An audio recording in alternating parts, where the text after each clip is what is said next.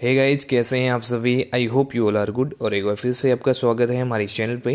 दोस्तों, आज की वीडियो के अंदर हम बात करने वाले हैं पीएचडी से रिलेटेड जो डिस्कशन है उसको करेंगे। दो यूनिवर्सिटी का, एसएसजे यूनिवर्सिटी जो आपका अल्मोड़ा है और कुमाऊं यूनिवर्सिटी नैनीताल है, दोनों जगह के पेपर पीएचडी एंट्रेंस आपका कंडक्ट हो चुका है।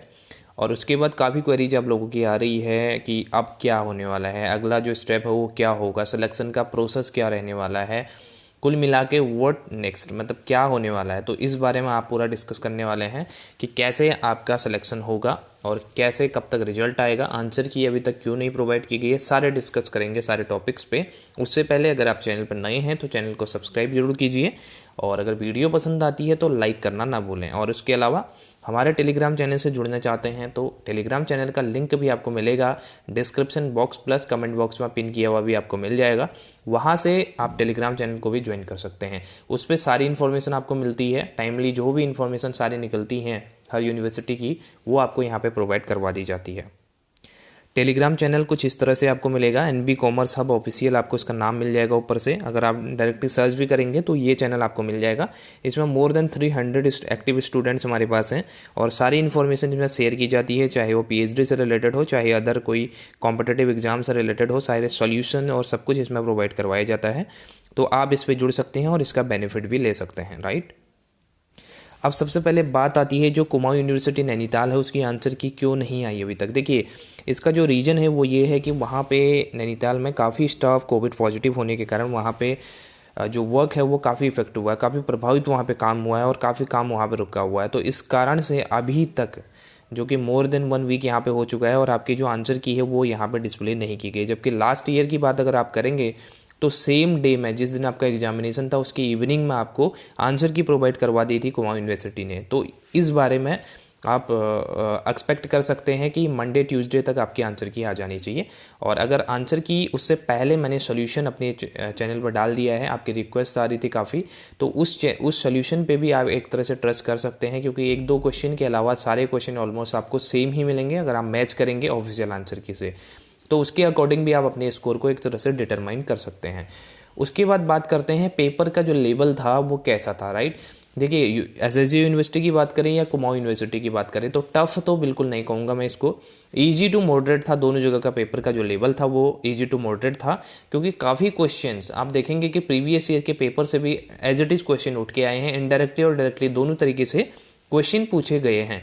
अगर जिसने प्रीवियस ईयर के सारे क्वेश्चन पेपर किए थे, मैंने सारे क्वेश्चन पेपर आपको कराए थे, 19 का भी, 20 का भी, और हर शिफ्ट का आपको करवाया था। तो अगर आपने किया है तो ऑब्वियस सी बात है आप क्रैक कर जाएंगे। इसके अलावा अब बात करते हैं कि फर्दर क्या होने वाला है। देखिए, सबसे पहली चीज़ तो ये, जो आप लोग कट ऑफ की बात कर रहे हैं, कट ऑफ पे अगर बात करें तो कट ऑफ बताना अभी पॉसिबल नहीं है। कट ऑफ के लिए बहुत सारी क्राइटेरिया होते हैं। देखिए, सबसे पहली चीज़ तो ये कि इसके अंदर सिर्फ रिटन नहीं है, इसके अंदर पीएचडी एंट्रेंस देने के बाद आप इंटरव्यू भी यहाँ पे देंगे। तो इंटरव्यू प्लस रिटन दोनों के मार्क्स कंबाइन होने के बाद ही आपके जो फाइनल मार्क्स हैं वो यहाँ पे डिस्प्ले किए जाएंगे। तो कट ऑफ तब बताई जा सकती है जब आप रिलेटिव जो आपके स्टूडेंट्स हैं जिन्होंने एग्जामिनेशन दिया है उनके भी आप मार्क्स एक तरह से पता कर पाएँ कि किस रेंज में उन्होंने यहाँ पे अपने मार्क्स गेन किए हैं, तो उसके बेसिस पे कट ऑफ डिसाइड होती है। बट यहाँ पे तो आपके रिटर्न के मार्क्स से आपको नहीं पता है, उसके बाद फर्दर आपका इंटरव्यू भी होना है। अब मैं इंटरव्यू की बात करूँ तो 100% इसको मान के चलते हैं पूरे हम, जो सिलेक्शन प्रोसीजर है इसमें 70% पार्ट जो होता है वो आपका रिटर्न का होता है, ठीक है। रिटर्न एग्जामिनेशन जो आपका हुआ है RDET एग्ज़ाम, तो वो आपका 70% कवर करता है, बट जो 30% रिमेनिंग है वो आपका इंटरव्यू होता है। इंटरव्यू में जो 30% है वो इसका क्राइटेरिया होता है। देखिए, 100 आपका टोटल दोनों मिलाएंगे तो आप 100% होगा। अब जो मार्क्स की बात है, यहाँ पे रिजल्ट की बात जो आप कर रहे हैं, जो मार्क्स हैं वो यहाँ पे डिक्लेयर नहीं किए जाएंगे, मतलब आपको शो नहीं किए जाएंगे इनिशियली इन द सेंस कि अभी जब आपका रिटर्न हो गया है उसके तुरंत बाद आपको मार्क्स नहीं बताए जाएंगे। मार्क्स आपके डिस्प्ले होंगे आफ्टर इंटरव्यू में जब आप एक तरह से चले जाएंगे, इंटरव्यू देंगे, उसके बाद दोनों के जो मार्क्स हैं वो 100% के बेसिस पे एक तरह से नॉर्मलाइज करके आपको परसेंटाइल में मार्क्स दिखेंगे, परसेंटेज में आपको मार्क्स नहीं दिखेंगे। अब इसके बाद कैसे पता चलेगा कि आप इंटरव्यू के लिए एलिजिबल हैं या नहीं है, तो उसके लिए अगर आप क्वालिफाई कर रहे हैं RDET एग्ज़ाम को, जो कि आपका रिटन एग्ज़ाम हुआ है, उसके अंदर अलग अलग क्राइटेरिया है according to different type of caste, you can say category. Like जैसे जनरल के लिए 50% है, और 50% मतलब आपको 100 में से 50 नंबर तो आपको लेने ही पड़ेंगे, आपको लाने ही पड़ेंगे अगर आपको इंटरव्यू में यहाँ पे जाना है। उसके अलावा SC ST OBC WS का अलग अलग क्राइटेरिया है, उसको आप चेकआउट कर सकते हैं ऑफिशियल वेबसाइट पे। उसके बाद बात करते हैं जब आप इंटरव्यू के लिए आपका लेटर वेबसाइट पे आपको दिया जाएगा, जो कि लॉगिन रजिस्ट्रेशन ID, आप एप्लीकेशन नंबर जो है आपका अपने पास सेव रखिएगा इसको। जो भी आपका डिटेल है वो वेबसाइट पे आएगी आपके, और वेबसाइट पे आप जब लॉगिन करेंगे अपने पोर्टल पे तो वहाँ पे आपको कुछ फ़ीस का पेमेंट करना पड़ेगा। वो फीस का ऑलमोस्ट आपका 300 के आसपास लास्ट ईयर थी, तो इतनी ही इस बार भी रहने वाली है। तो 300 का जो पेमेंट करेंगे उसके बाद आप इंटरव्यू लेटर डाउनलोड कर पाएंगे और इंटरव्यू में आप यहाँ पे जाएंगे। अब इंटरव्यू में वही कैंडिडेट जाएंगे जिनका नाम यहाँ पे लिस्ट में होगा। इंटरव्यू लेटर आने से पहले सेलेक्टेड जो आपके क्वालिफाइड कैंडिडेट हैं उनकी लिस्ट आएगी, बट ध्यान रखना उसमें मार्क्स नहीं डिस्प्ले किए जाएंगे। मार्क्स फाइनली मार्क्स जो हैं वो इंटरव्यू के बाद आएंगे, बट क्वालिफाइड कैंडिडेट की सारी लिस्ट यहाँ पे आएगी और उन्हीं का जो कॉल लेटर है वो इंटरव्यू के लिए अपलोड किया जाने वाला है।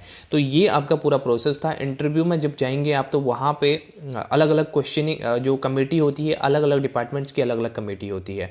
अलग अलग कमेटी इन द सेंस कि एक पैनल आपको देखने को मिलता है हर एक डिपार्टमेंट का। जैसे कॉमर्स डिपार्टमेंट का है तो कॉमर्स डिपार्टमेंट के अंदर 4 से 5 प्रोफेसर बैठे रहते हैं, उनका एक पूरा पैनल होता है, वो अलग जगह पे कंडक्ट होता है। वैसे ही अलग अलग डिपार्टमेंट्स में आपको देखने को मिलेगा अलग अलग जो सब्जेक्ट होता है, और डे भी अलग अलग डिसाइड किया जाता है। जैसे कुछ सब्जेक्ट का एक दिन में, दूसरे सब्जेक्ट का दूसरे दिन में, ऐसे यहाँ पर डिसाइडेड होता है। और जो कैंडिडेट हैं अगर ज़्यादा हैं तो कुछ कैंडिडेट का पहले दिन, कुछ कैंडिडेट का दूसरे दिन, 2-3 दिन के जो टाइम पीरियड है वो यहाँ पे इसके अंदर रखा जाता है। उसके बाद बात करते हैं इंटरव्यू में क्या क्या होने वाला है। देखिए इंटरव्यू के अंदर सबसे पहली चीज़ तो जो रिसर्च प्रपोजल की बात चल रही है, और रिसर्च प्रपोजल जैसे कुछ यूनिवर्सिटी के अंदर मैंडेटरी होता है कि आपको बनाकर ले जाना होता है इंटरव्यू के अंदर, बट कुमाऊं यूनिवर्सिटी के अंदर यहाँ पे कोई ऐसा क्राइटेरिया नहीं दिया गया कि आपको मैंडेटरी वहाँ पे लेके जाना है, बट आपकी कन्वीनियंस के लिए, आपके बेनिफिट के लिए आप बना सकते हैं। अपनी अच्छी परफॉर्मेंस के लिए इंटरव्यू में आप अच्छा परफॉर्म करें, उसके लिए आप एक प्रिपेयर कर सकते हैं, आपका इंटरव्यू ज़्यादा इफेक्टिव रहेगा। उसके लिए जो रिसर्च प्रपोजल वाली वीडियो है उसको आप देख सकते हैं। मैं ऑलरेडी प्रीवियस ईयर में आपको प्रोवाइड करवा चुका हूँ वो वीडियो कि रिसर्च प्रपोजल आपको कैसे बनाना है, क्या क्या चीज़ों का उसमें ध्यान रखना है, कैसे उसको आप इफेक्टिव बना सकते हैं। उसकी वीडियो ऑलरेडी अपलोडेड है। उसके बाद भी अगर आप रिक्वेस्ट करेंगे तो मैं एक नई वीडियो और अपलोड कर दूंगा, आप कमेंट बॉक्स में मुझे बता देना। नेक्स्ट जो इंटरव्यू है उसमें क्या क्वेश्चनिंग होने वाली है। देखिए क्वेश्चन आंसर है, पहली चीज़ तो ये क्वेश्चन आंसर आपके मेजर जो क्वेश्चन आंसर है वो आपके रिसर्च से पूछे जाएंगे। रिसर्च इन द सेंस कि रिसर्च की जो प्रोसेस होती है आपके पास, प्रोसेस कैसी क्या होती है, प्रोसेस के अंदर जो आपकी अलग अलग स्टेप्स होते हैं, जैसे फॉर्मुलेशन ऑफ प्रॉब्लम है, रिव्यू ऑफ लिटरेचर है, डेवलपिंग हाइपोथेसिस है, कलेक्शन ऑफ डेटा है, एनालिसिस ऑफ डेटा है, रिसर्च का डिज़ाइन है, इंटरप्रिटेशन है, आपका एनालिसिस है, रिपोर्ट राइटिंग है। ये सारे पार्ट जो हैं आपके रिसर्च के पार्ट होते हैं, रिसर्च की प्रोसेस के पार्ट होते हैं। तो इनसे क्वेश्चनिंग हो सकती है कि अगर आप रिव्यू ऑफ लिटरेचर कैसे कर सकते हैं, डेटा कलेक्शन के क्या क्या सोर्सेज होते हैं, ये सारी चीज़ें इसके अंदर पूछी जा सकती हैं। और इसके लिए जो रेलेवेंट वीडियो है वो भी मैं आपको प्रोवाइड करवा चुका हूँ चैनल पर। अगर आप सर्च करेंगे कि statistics and research methodology by NB commerce, तो आपको 3-4 वीडियोस के रिगार्डिंग मिल जाएंगे जो डिटेल्ड वीडियो है, राइट। उसके अंदर क्वेश्चन आंसर आपको दिखेंगे बेसिकली, और वो MCQ के थ्रू आप अपनी प्रैक्टिस कर सकते हैं, अपनी प्रिपरेशन यहाँ पे कर सकते हैं, क्योंकि काफ़ी टाइम है अभी इंटरव्यू को होने के लिए। दूसरी क्वेश्चनिंग जो हो सकती है, कुछ प्रोफेसर्स यहाँ पे पूछते हैं कि आपका जो सब्जेक्ट है कौन सा स्ट्रॉन्ग सब्जेक्ट है, यानी कौन से कमांड आपके सही है, तो उस पर क्वेश्चनिंग हो सकती है। बेसिकली ये क्वेश्चनिंग सब डिफ़र करती है अलग अलग डिपार्टमेंट्स में, अलग अलग जो प्रोफेसर्स हैं उन पे डिपेंड करती है, लाइक। तो इसके अलावा जो टाइम पीरियड होता है इंटरव्यू का, एक एवरेज टाइम पीरियड की अगर मैं बात करूँ तो 5 से 7 मिनट का आप एक टाइम फ्रेम लेके चल सकते हैं। इतने यहाँ पे इससे ज़्यादा नहीं पूछा जाता है, 5-7 मिनट का काफ़ी यहाँ पे रहता है। तो इतना आपको यहाँ पे बैठना पड़ेगा, इंटरव्यू में फेस करना पड़ेगा। तो ये बात थी। उसके बाद जब बात आती है हमारे कि यहाँ पे रिजल्ट कब तक डिक्लेयर होगा, फाइनल जो रिजल्ट है वो कब तक डिक्लेयर होगा, तो यहाँ पे इस बार काफ़ी लेट हो चुका है। जो हम लास्ट 2020 की अगर मैं बात करूँ तो 15 February से प्रॉपर यहाँ पे क्लासेस शुरू हो गई थी कोर्स वर्क की। बट यहाँ पे आज आप देखेंगे कि जनवरी का 15 जनवरी यहाँ पे हो चुकी है और उसके बाद भी रिज़ल्ट का यहाँ पे कुछ अभी आंसर की का ही नहीं पता, तो इसमें काफ़ी लेट होने वाला है। हो सकता है कि स्टाफ अगर सही से काम करे पूरा सब कुछ तो जल्दी से काम हो जाए, तो आपका रिजल्ट इस जनवरी में डिक्लेयर कर दिया जाए और जनवरी या फरवरी फर्स्ट वीक में आपको इंटरव्यू के लिए बुलाया जाए, ऐसा हो सकता है। क्योंकि जल्दी जल्दी यहाँ पे सारा काम निपटाने की कोशिश की जाएगी क्योंकि काफ़ी लेट सेशन हो चुका है।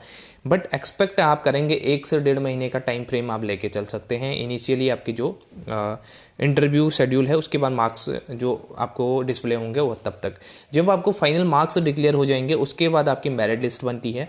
मेरिट लिस्ट में जो कैंडिडेट सेलेक्टेड हैं उनकी फर्स्ट मेरिट लिस्ट आएगी, ठीक है। फर्स्ट मेरिट लिस्ट का ये मतलब नहीं है कि सिर्फ उन्हीं कैंडिडेट को एडमिशन मिलेगा। उसके बाद होता क्या है कि फर्स्ट मेरिट लिस्ट में जो कैंडिडेट हैं वो उसमें से काफ़ी कैंडिडेट छोड़ देते हैं, एडमिशन नहीं लेते हैं, राइट।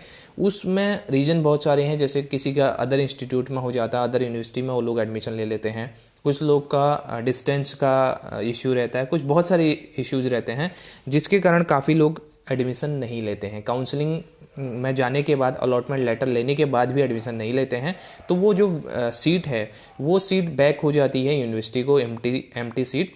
तो दोबारा जो वेटिंग में बंदे हैं, वेटिंग में जो स्टूडेंट्स हैं उनको बुलाया जाता है और वो अलॉटमेंट लेटर उनको प्रोवाइड कराया जाता है। यानी कि सीट आपकी जब तक वैकेंट है तब तक आपकी वेटिंग लिस्ट आती है। First waiting, second waiting, third waiting, fourth waiting, इस तरह से आपकी लिस्ट आती है, राइट। तो ये इस बात पे डिपेंड करता है कि कितने कैंडिडेट ने एडमिशन छोड़ा हुआ है, ठीक है। तो ये तो बात थी हमारे एडमिशन की, और उसके बाद जो फाइनली आपको अलॉटमेंट लेटर मिलेगा उसके बेसिस पे आप एडमिशन ले पाएंगे। तो ये सारी बात हमारी थी पीएचडी से रिलेटेड। और दूसरी जो इंपॉर्टेंट चीज़ इसमें कि जो आप लोग पूछ रहे थे कि इसके लिए क्या नेट मैंडेटरी है, देखिए नेट अभी तक मैंडेटरी नहीं है अभी, लेकिन मार्च के बाद ये मैंडेटरी हो सकता है क्योंकि यूजीसी की जो नई गाइडलाइन है, जो नया सर्कुलर जारी हुआ था उसमें कहा गया था कि 2022 के बाद आपको पीएचडी में अगर एडमिशन लेना है तो उसके लिए आपको नेट क्वालिफाइड होना चाहिए। नेट क्वालिफाइड के लिए होने के बाद ही आप पीएचडी में एडमिशन लेंगे, ये नया निर्देश यहाँ पे जारी हुआ था। बट अभी तक इसको इस ईयर में ये इम्प्लीमेंट नहीं होगा जहाँ तक है। तो आप लोग क्या कर सकते हैं, ये गोल्डन चांस है आपके लिए, अभी एडमिशन लेके प्रिपरेशन भी आप अपनी साथ में स्टार्ट कर सकते हैं नेट की, ठीक है। तो ये सारा क्राइटेरिया था हमारा जो एडमिशन प्रोसेस है उससे रिलेटेड। और जो फीस है, फीस एडमिशन की जो फीस है उसकी डिस्कशन हम बाद में करेंगे जब आपका फाइनल एक तरह से आप लोगों का इंटरव्यू हो जाएगा, आपको मार्क्स अलॉटमेंट लेटर आपको मिल जाएगा, उसके बाद कैसे एडमिशन लेना है, कहाँ से आपको फॉर्म मिलेगा, क्या क्या डॉक्यूमेंट्स उस पर लगने वाले हैं, अलॉटमेंट लेटर आपको कौन सा अलॉटमेंट लेटर आपको रखना है अपने पास, कौन सा वहाँ पे सबमिट करना है, सारे डिटेल्स पे हम लोग बात करेंगे। उसके लिए मैं अलग से वीडियो लेके आऊँगा, तो चैनल पे आप लोग बने रहिए। और आई होप कि आज की जो वीडियो है उसके अंदर काफ़ी डाउट्स आपके क्लियर हो गए होंगे। अगर कोई फर्दर आपकी क्वेरी है तो उससे रिलेटेड क्वेरी आप मेरे व्हाट्सएप पे भी आप पूछ सकते हैं और साथ में कमेंट बॉक्स में भी आप पूछ सकते हैं। मैं सारे कमेंट्स देखता हूँ और इनका रिप्लाई भी करता हूँ, तो आप लोग कमेंट भी कर सकते हैं। सो गाइज, मिलते हैं फिर नई वीडियो के साथ। Thank you so much for watching, take care, have a nice day.